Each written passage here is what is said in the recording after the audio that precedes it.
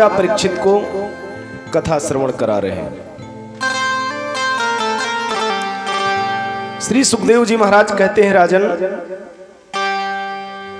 कल की कथा में आपने भगवान के नृसिंह अवतार की कथा आपने श्रवण किया। अब आप विस्तार से भगवान के अन्य लीलाओं की कथा, अन्य अवतारों की कथा आप श्रवण करिए। जैसे ही सुखदेव जी महाराज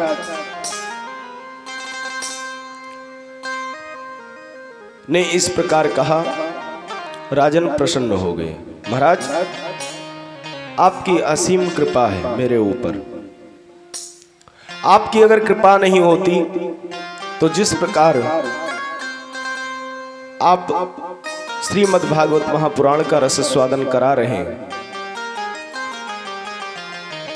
मानो साक्षात नारायण ही अपने मुख से अपने लीला का गुणगान कर रहे हो। आपके द्वारा जब मैं कथा को श्रवण करता हूं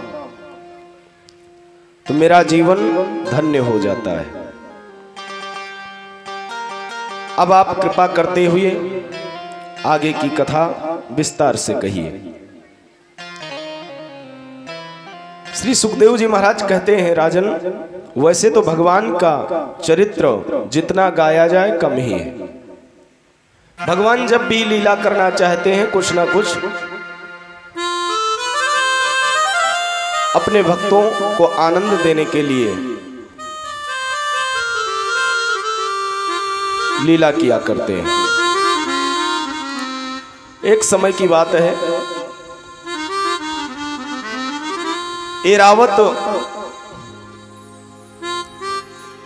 पर सवार होकर इंद्र भ्रमण कर रहे थे। मार्ग में महर्षि दुर्वासा से भेंट हो जाता है। दुर्वासा ऋषि बहुत बड़े तेजस्वी, लेकिन क्रोध बहुत जल्दी आ जाता था। उन्होंने इंद्र पर प्रसन्नता जताया। इंद्र को जैसे दुर्वासा ऋषि देखते हैं, इंद्र को देख करके प्रसन्न हो जाते हैं। उन्होंने विचार किया कि कुछ ना कुछ प्रसाद स्वरूप मैं इंद्र को दूं, और अपने गले से एक माला को निकाला और प्रसाद रूप में इंद्र को दिया। इंद्र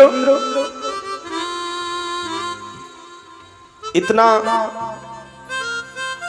अभिमानी हो चुका था कि उसे यह भी नहीं पता कि प्रसाद क्या होता है। उसने विचार किया, मणिमाणिकाओं का माला धारण करने वाला मैं, और ये ऋषियों का उतारा हुआ माला मैं कैसे धारण कर लूं। जब दुर्वासा ऋषि उसको माला देते हैं, इंद्र ने उस माला को ऐरावत के मस्तक पर डाल दिया। ऐरावत हाथी, जिस हाथी पर इंद्र सवार है, इंद्र उस माला का अपमान करते हैं और उस माला को हाथी को पहना देते हैं। जैसे इंद्र ने उस माला को ऐरावत हाथी को पहनाया, महर्षि को क्रोध आ गया। महर्षि ने विचार किया कि ये तो मेरा अपमान कर रहा है, और वह हाथी माला को लेकर के अपने पैरों के तले कुचल देता है। जब उस माला को कुचलते हुए महर्षि देखते हैं, उनको अत्यधिक क्रोध आ जाता है और श्राप दे देते हैं, इंद्र, तुमने मेरे प्रसाद का अपमान किया है, इसलिए तू श्रीहीन हो जा।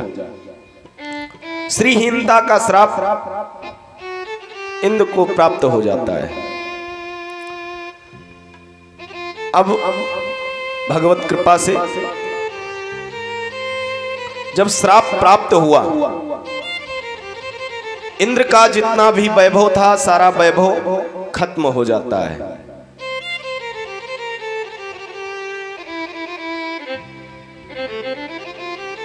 इंद्र श्रीहीन हो चुका है। धन संपत्ति जो भी था इंद्रलोक में, दैत्यराज बलि इंद्रलोक में आक्रमण करते हैं और आक्रमण के द्वारा इंद्रलोक को प्राप्त कर लेते हैं। जो भी वैभव है इंद्रलोक का, सब का सब वैभव प्राप्त करने के बाद इंद्र को परास्त करते हैं, इंद्र को युद्ध में हरा देते हैं। दैत्यराज बलि कोई साधारण नहीं है, हर प्रकार से तीनों लोक पर अधिकार जमाना चाहते हैं। आज जब इंद्र दैत्यराज बलि से हार जाते हैं, परास्त हो जाते हैं, उन्होंने विचार किया ये श्री कैसे प्राप्त किया जाए। दैत्य सब बलिष्ठ हो रहे हैं, अगर इनसे युद्ध करना है तो अमर होना बहुत जरूरी है। अमरता कैसे प्राप्त होगा? जब तक अमृत नहीं मिलेगा। पहुंच जाते हैं ब्रह्मा जी के पास, ब्रह्मा जी से निवेदन करते हैं, महाराज आपकी जब तक कृपा नहीं होगी तब तक अमृत प्राप्त नहीं हो सकता। ब्रह्मा जी ने कहा तो इंद्र क्या करना चाहिए? देवताओं का संगोष्ठी होता है, समस्त देवता एकत्र किए जाते हैं। वो अमृत कहां प्राप्त होगा? अमृत तो समुद्र में है, समुद्र से अमृत को कैसे निकाला जाए? उसका मंथन करना पड़ेगा।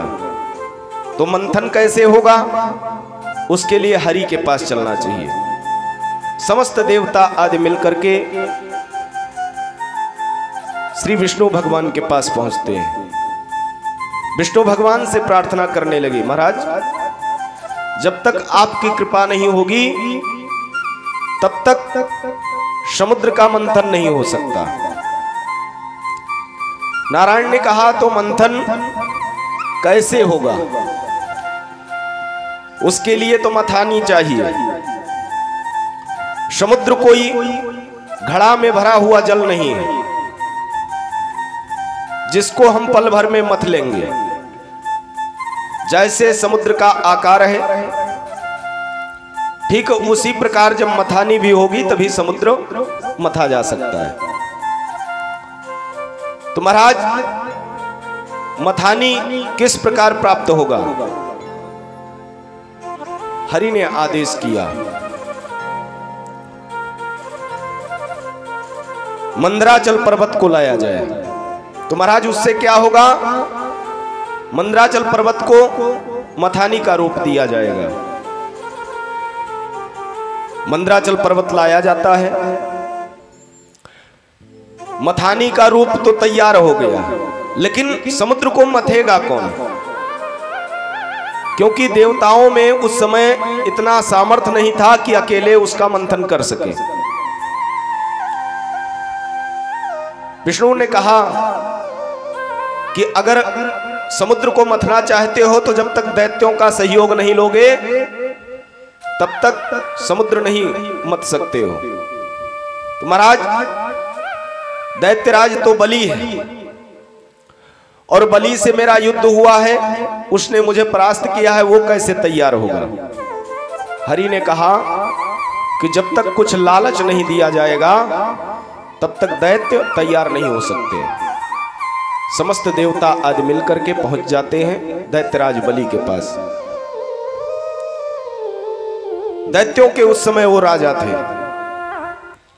बलि से प्रार्थना करते हैं समुद्र का मंथन करना है और उससे अमृत प्राप्त होगा, और जो भी उस अमृत का पान कर लेगा वह अमर हो जाएगा। बलि ने विचार किया चलो ठीक है, बलिष्ठ तो मैं हूं ही, मेरे में बल का कम नहीं है। जब मैंने इंद्र को हरा दिया, यानी समस्त देवताओं से लड़ने का शक्ति है, लेकिन अमर नहीं हूं। अगर समुद्र को मथने से अमृत प्राप्त होता है तो निश्चित रूप से समस्त दैत्यों को लेकर के मैं चलूंगा और समुद्र मंथन में सहयोग करूंगा। दैत्यराज बलि तैयार हो जाते हैं।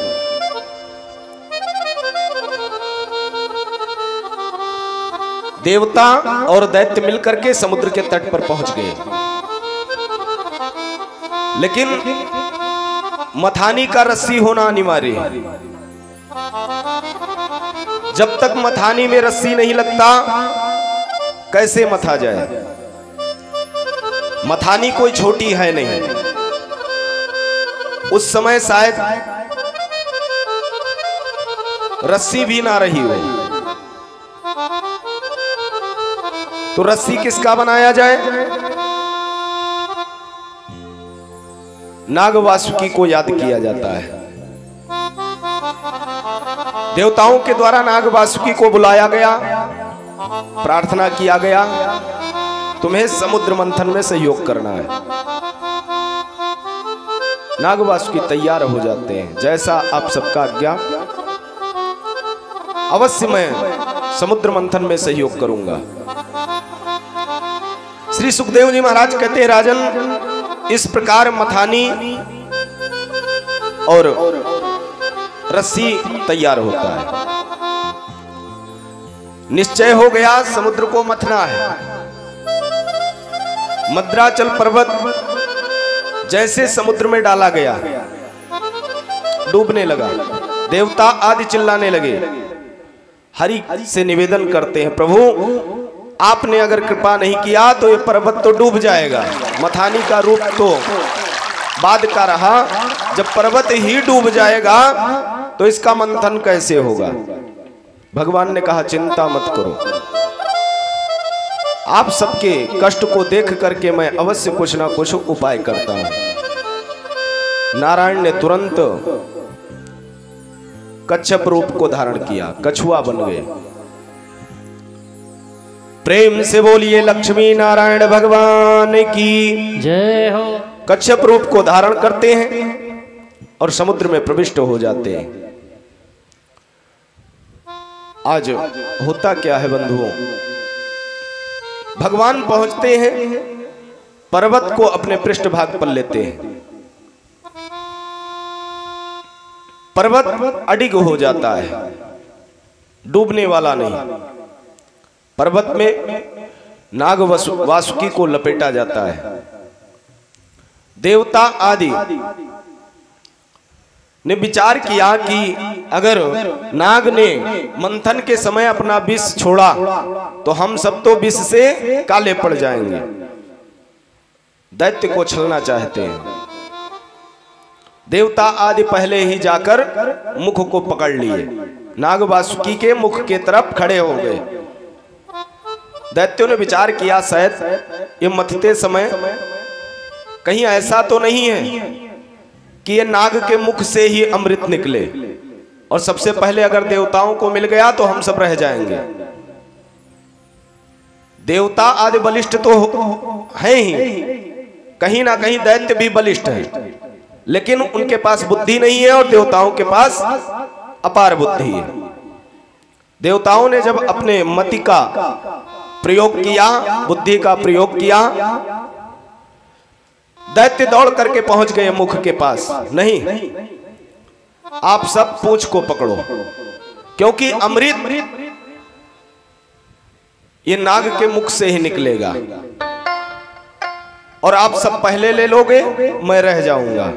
देवताओं ने कहा, ठीक है, अमृत मिलना चाहिए, पहले चाहे आपको मिले चाहे हमको मिले, आ जाओ मुख के पास। दैत्य समझ नहीं पाते हैं देवताओं के चाल को।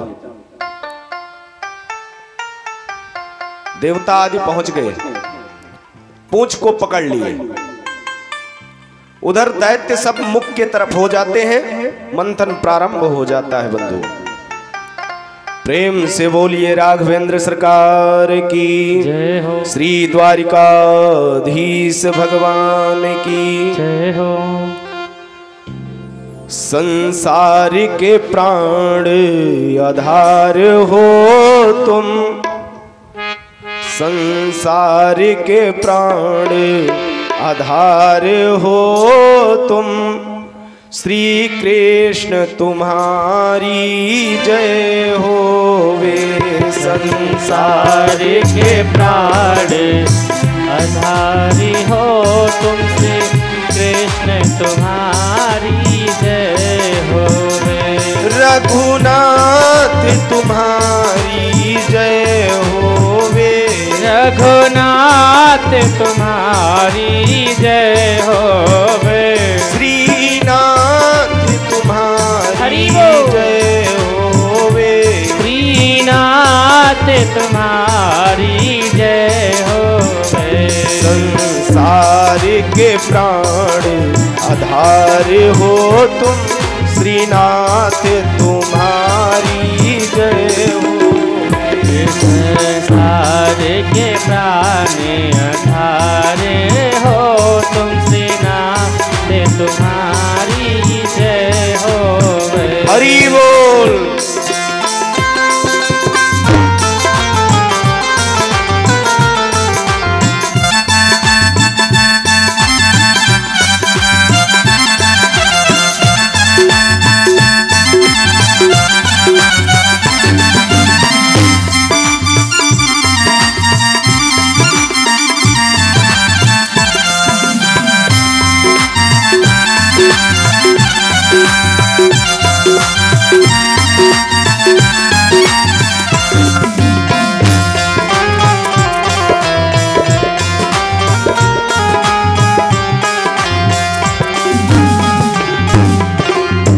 संसार के प्राण आधार हो तुम, श्रीनाथ तुम्हारी जय हो।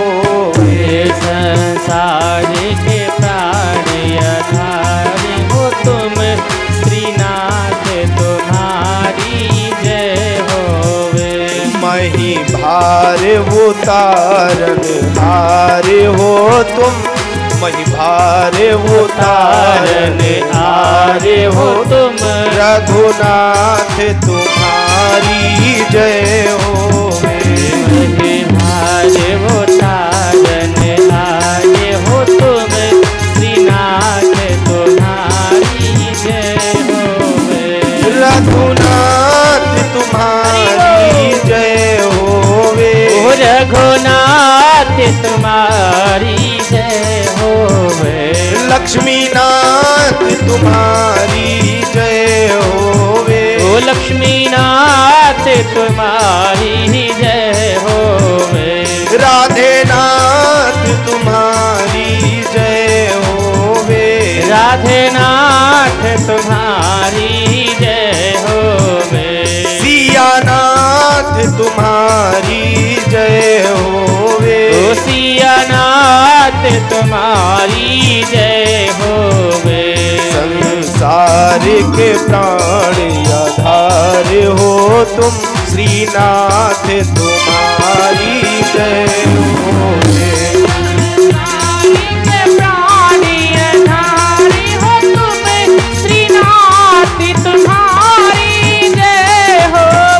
हरि बोल।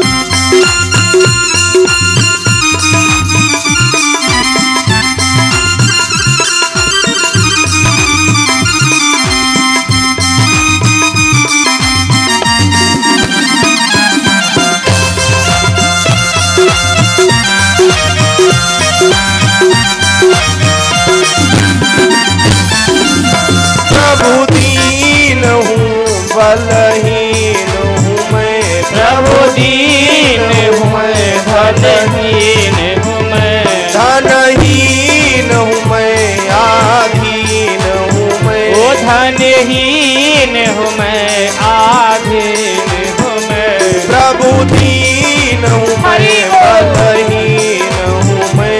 प्रभु दीन हूँ मैं, आधीन हूँ मैं। धनहीन हूँ मैं, आधीन हूँ मैं। धनहीन हूँ मैं, आधीन हूँ मैं। इस जीवन के आधार हो तुम, श्रीनाथ तुम्हारी इस जीवन के आधार हो तुम, श्रीनाथ तुम्हारी जय हो।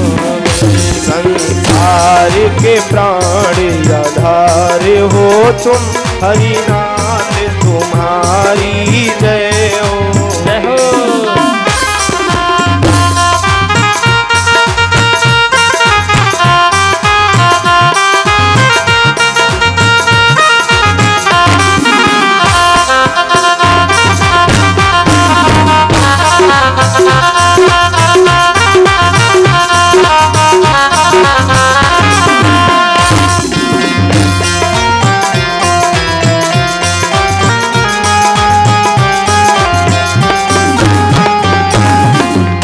गज के हित नंगे पाँव भजे, गज के हित नंगे पाँव भजे।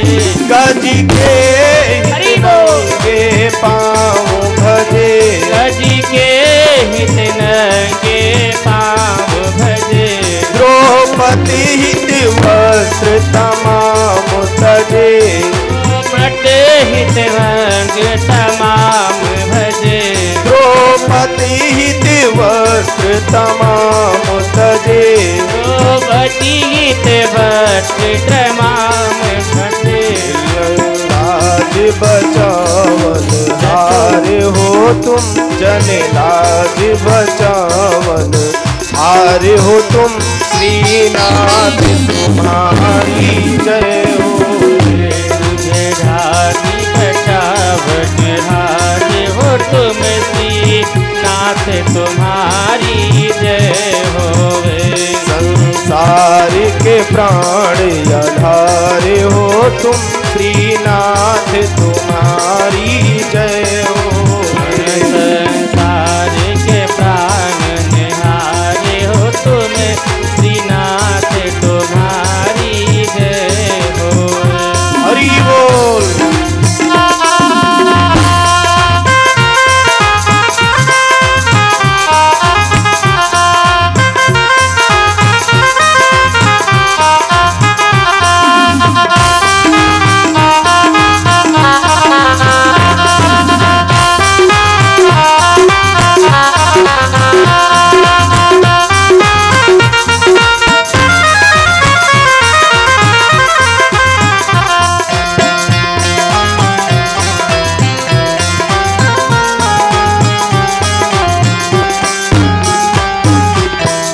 करते हैं अरज यही सैदा, करते हैं अरज यही सैदा।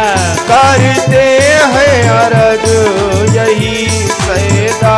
करते हैं अरज यही सैदा। मन व्याधि विकार न हो पैदा। भवानी न हो पैदा। मन व्याधि विकार न हो पैदा। मन व्याधि विकारी न हो पैदा। करते सबका उद्धार हो तुम, करते सबका उद्धार हो तुम, श्रीनाथ तुम्हारी जय हो रे। हार के साधन हारे हो तुम, श्रीनाथ तुम्हारी जय हो। संसार के प्राण आधार हो तुम, श्रीनाथ तुम्हारी जय हो रे। संसार के पालन हारे हो तुम, श्रीनाथ तुम्हारी जय हो। संसार के प्राण आधार हो तुम, श्रीनाथ तुम्हारी जय हो रे।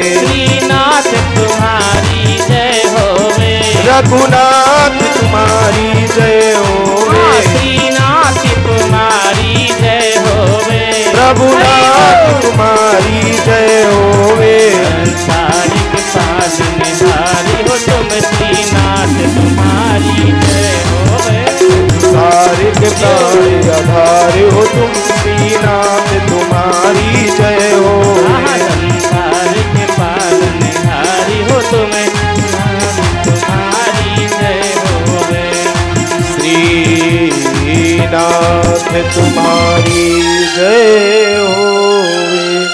प्रेम से बोलिए श्री लक्ष्मी नारायण भगवान की, श्री द्वारिकाधीश भगवान की जय हो। श्री सुखदेव जी महाराज कहते हैं, राजन समुद्र का मंथन प्रारंभ हो गया। काफी समय तक देवता और दैत्य मिलकर के समुद्र मंथन करते रहे, लेकिन समुद्र से कुछ नहीं निकला। देवता आदि चिंतित हो गए, आखिर कारण क्या है। काफी समय व्यतीत होने के बाद भी समुद्र से कुछ नहीं प्राप्त हो रहा है। हरि से प्रार्थना करते हैं, नारायण अब आप ही कृपा करके मार्गदर्शन कराइए। हरि ने कहा, चिंता मत करो, मेरा दृढ़ विश्वास है समुद्र से अवश्य कुछ ना कुछ प्राप्त जरूर होगा। देवता आदि हरि का बात मान करके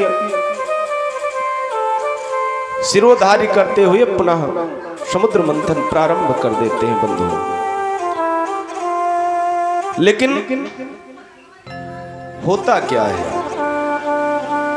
बिलोक विन्नेस विधम तदेश्वरो दुरंत वीर्यो वितथा निषंधि कृत्वा वपु कच्छपमद्भुतं महत् प्रविशितोऽयं गिरिमुंजहार।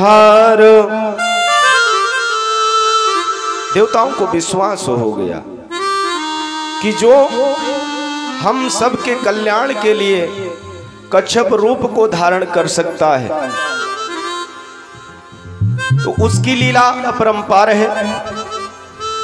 समस्त देवता आदि नारायण का मार्गदर्शन करते हुए समुद्र मंथन कर रहे हैं। समुद्र से गोस्वामी तुलसीदास जी भी संक्षिप्त में वर्णन किए, और इधर व्यास जी महाराज बड़े विस्तार से उसका व्याख्यान करते हैं। कई पुराणों में समुद्र मंथन की चर्चा आई। श्रीमद् भागवत महापुराण में भी विस्तार से चर्चा है। श्री सुखदेव जी महाराज राजन को बार बार एकाग्र कर रहे हैं। राजन एकाग्रचित होकर के कथा को श्रवण कर रहे हैं। श्री सुखदेव जी महाराज कहते हैं कि समुद्र मथते समय सर्वप्रथम अमृत प्राप्त करने के लिए समुद्र का मंथन हो रहा था, लेकिन अमृत छोड़ करके सर्वप्रथम समुद्र से विष प्राप्त होता है। और जैसे विष समुद्र से निकला, देवता आदि घबरा गए, क्योंकि उस विष को क्या किया जाए।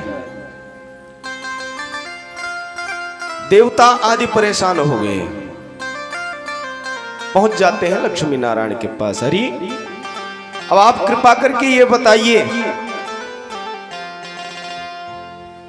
कि हम सब तो अमृत को प्राप्त करना चाहते थे, लेकिन ये विष जो प्राप्त हुआ है इसका क्या किया जाए। हरि ने कहा, चिंता मत करो, हमारे भोलेनाथ है ना, बहुत कृपालु है, दयालु है। इस विष को अगर फेंका गया, पता नहीं कितने जीव जंतु, यहां तक कि इस विष से ये प्रतीत होता है कि हम सब भी नहीं बचेंगे। तो महाराज आप कृपा करिए। शिव जी को याद किया गया।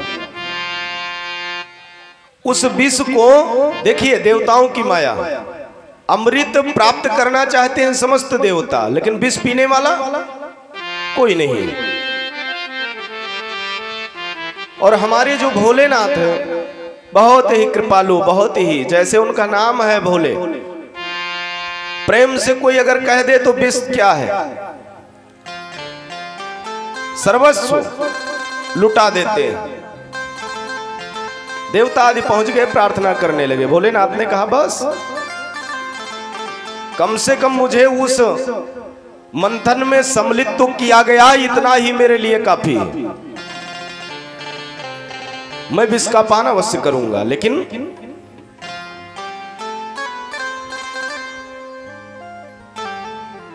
शिव जी की जो अर्धांगिनी है, अधिष्ठात्री देवी जगदम्बिका, वो नहीं चाहती हैं कि मेरे पति विष का पान करें। बार बार मना कर रही हैं, प्रभु ये देवता सब अमृत पिएंगे और आपको इनकी याद, इनको तब आपकी याद आई है जब विष प्राप्त हुआ है। अगर सर्वप्रथम अमृत निकल आया होता तो आपको याद नहीं करते। भोलेनाथ ने कहा भगवती तुम तो जगत जननी हो, जगदम्बिका हो, और ये सारा संसार, ये जगत सबका सब जब जगत जननी हो तो समस्त जग में रहने वाले जो भी हैं सबके आप मां हो। और मां का स्वभाव यही होता है कि अपने बच्चों के हित, जिसमें बच्चों का कल्याण हो, संसार का जिसमें कल्याण हो,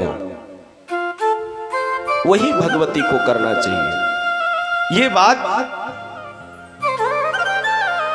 समझ में आ जाता है। उन्होंने कहा ठीक है प्रभु, जब आपकी ही इच्छा है तो आप जाइए, आपको कौन मना कर सकता है।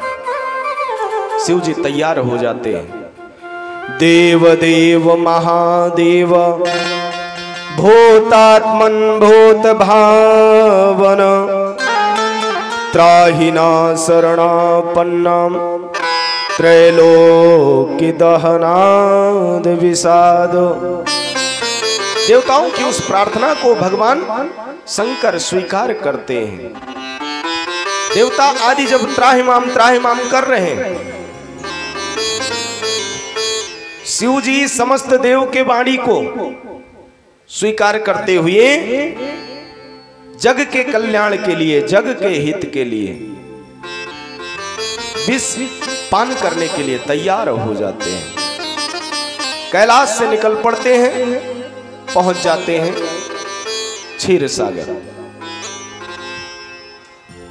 जहां पर विष प्रकट हुआ है। शंकर भगवान ने कुछ भी नहीं सोचा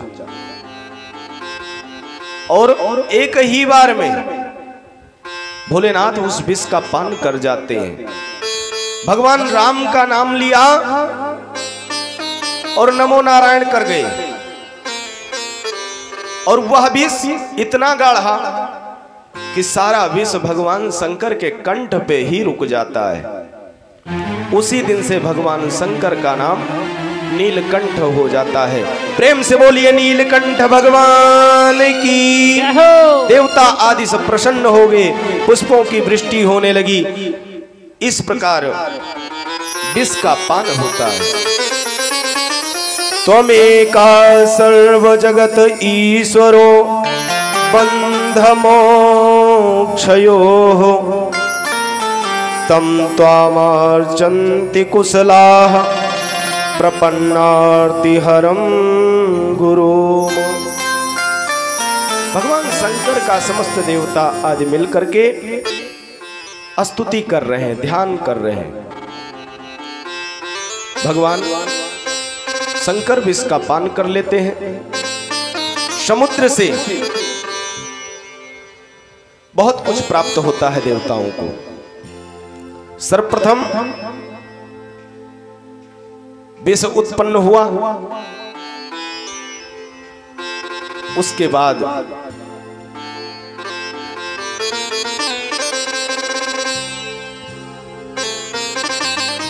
लक्ष्मी जी का प्रागट्य होता है। लक्ष्मी जी का सौंदर्य ऐसा है, उस प्रभा को देख करके देवता दानव सब लालायित हो गए कि ये देवी अगर मुझे प्राप्त हो जाए तो बहुत अच्छा है।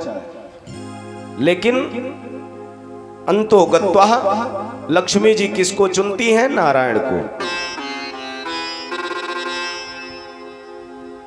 उसके बाद समुद्र मंथन के द्वारा कौस्तुभ मणि प्राप्त होता है। पारिजात वृक्ष समुद्र मंथन से ही प्राप्त हुआ, उसको इंद्रदेव ले गए। सुरा, फिर भगवान ने अवतार को लिया। अवतार कैसा? धन्वंतरी, वैद्य के रूप में भगवान प्रकट होते हैं। और धन्वंतर के हाथ में अमृत भला कलश। देवता आदि देख करके प्रसन्न हो गए और उसी समुद्र से चंद्रमा उत्पन्न हुआ। पुष्पक विमान भी समुद्र से ही उत्पन्न होता है। एरावत, पंचजन्य शंख, रंभा, कामधेनु, उच्चे श्रवा इत्यादि समुद्र से उत्पन्न होता है। लेकिन झगड़ा उस अमृत का। आखिर देवता आदि चाहते हैं कि ये अमृत मुझे प्राप्त हो जाए और दैत्य चाह रहे हैं कि ये अमृत सर्वप्रथम मुझे प्राप्त हो। युद्ध होने का संभावना हो गया। ऐसा प्रतीत होने लगा कि अभी द्वंद्व प्रारंभ हो जाएगा। देवताओं ने विचार किया कि ये दैत्यों को कैसे छला जाए। दैत्य सब बार बार प्रयास करते हैं कि युद्ध के द्वारा देवताओं को परास्त करके मैं सारा का सारा अमृत ले लूं, छीन लूं। हरि ने माया दिखाया। माया कैसा?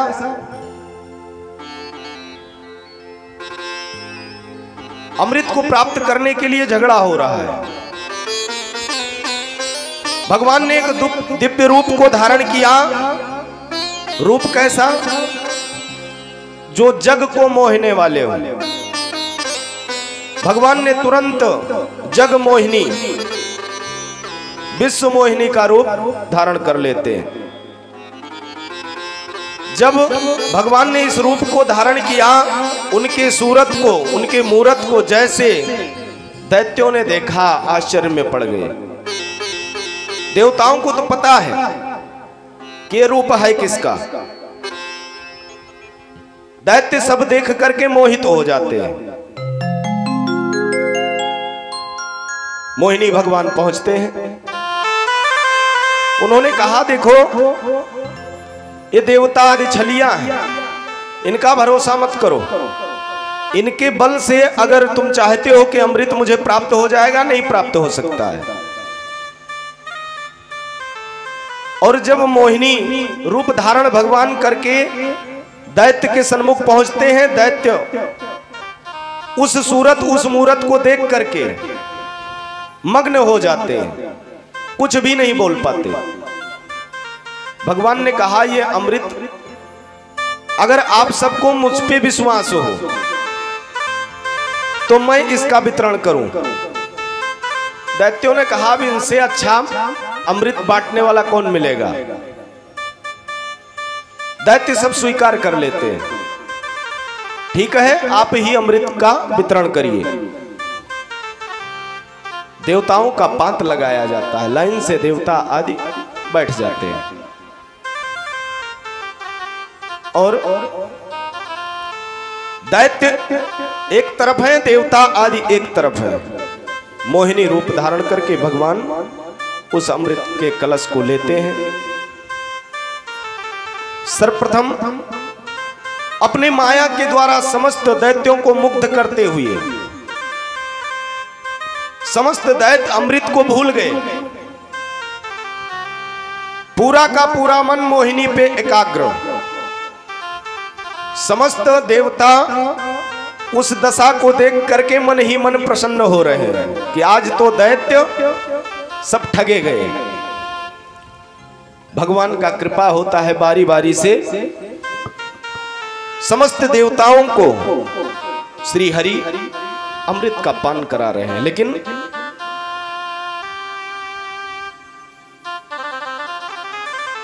उसी बीच में राहु बहुत होशियार था। उसको लगा कुछ ना कुछ हमारे साथ तो गड़बड़ हो रहा है।